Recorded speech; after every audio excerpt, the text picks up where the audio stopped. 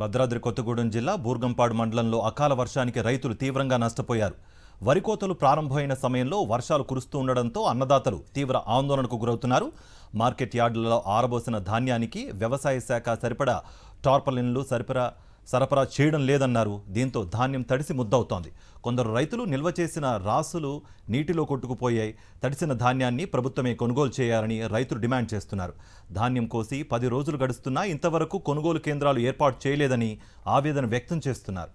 భద్రాద్రి కొత్తగూడెం జిల్లా బూర్గంపాడు మండలంలో అకాల వర్షానికి రైతులు తీవ్రంగా నష్టపోయారు.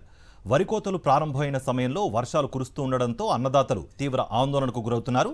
మార్కెట్ యార్డులలో ఆరబోసిన ధాన్యానికి వ్యవసాయ శాఖ సరిపడా టార్పలిన్లు సరఫరా చేయడం లేదన్నారు. దీంతో ధాన్యం తడిసి ముద్దవుతోంది.